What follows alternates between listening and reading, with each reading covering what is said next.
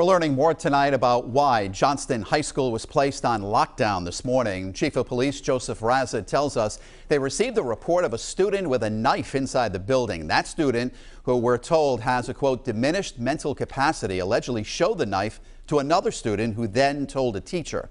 The school was put on lockdown as a precaution. The student was escorted out of the building and transported for evaluation. The lockdown was then lifted. The investigation continues tonight into a fire on Benefit Street in Providence this morning. We're told one firefighter suffered a minor shoulder injury. Firefighters say no one was home at the time and no one else was hurt. RIPTA says it's at least 30 bus drivers short and struggling to recruit new drivers. In a few weeks, the agency says it will be reducing service on 19 out of 65 bus routes as a result.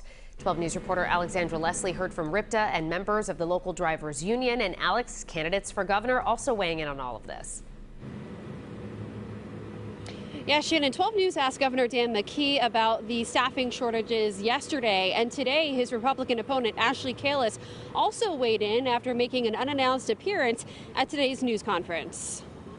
RIPTA CEO Scott Avedisian says an unprecedented labor shortage is forcing the agency to reduce service beginning October 22nd. We will be making changes to 19 of our 65 routes. So the vast majority of our routes will not change at all. Union members told me off camera they wanted the governor to step in and try and get this resolved. When asked about the staffing shortages Thursday, Governor McKee said he would refer that to RIPTA CEO. I would hope that there's going to be a plan to fill those positions to keep the, the routes going, including the transportation for the students in the Providence schools. His Republican opponent, Ashley Kalus, told reporters today she felt riders should have known about the impacts prior going into the school year.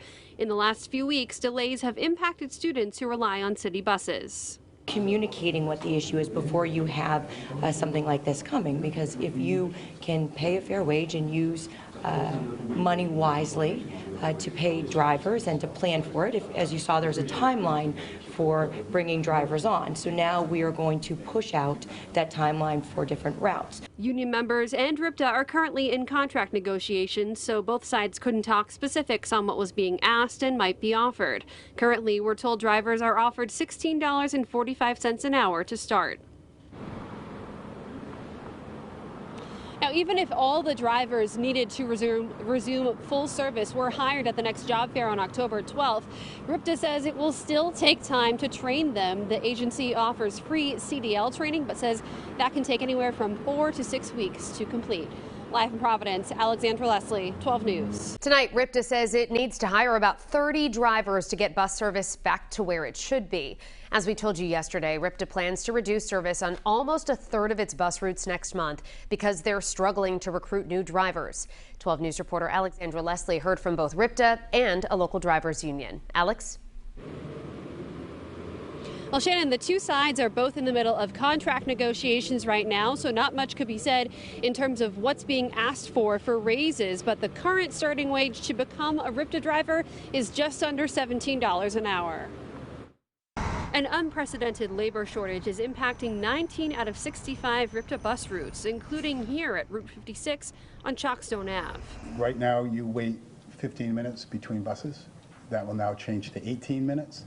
And what that allows us to do is pick up more runs so that we can move other bus drivers onto other routes to cover even more service. RIPTA CEO Scott Avedisian says while the staffing challenges means having to reduce trips, he says that will not affect morning routes or other peak times. Most routes will see no change whatsoever. Avedisian says RIPTA is currently about 30 drivers short. Stephen Souza, treasurer of ATU Local 618, says RIPTA will need to recruit far more than that at its next job fair. So even if you get your 30 or so drivers that come into the door, you still need another 30 to accommodate fixed routes. So I think the number is closer to 60 before you start seeing things get better. The VP of ATU Local 618 added that service has been impacted all year and feels the shortage is only being brought to light now due to delays impacting students who rely on RIPTA to get to school. But just last week, Friday, Saturday, Sunday, we lost roughly 680 trips. That's a trip going in or out of the city or where it has to go.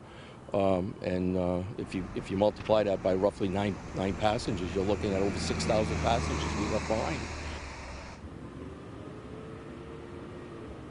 RIPTA's next job fair is on October 12th, and the agency is hoping to recruit enough drivers to put those affected routes back into full service. RIPTA says it holds at least one job fair per month. Reporting live in Providence, Alexandra Leslie, 12 News.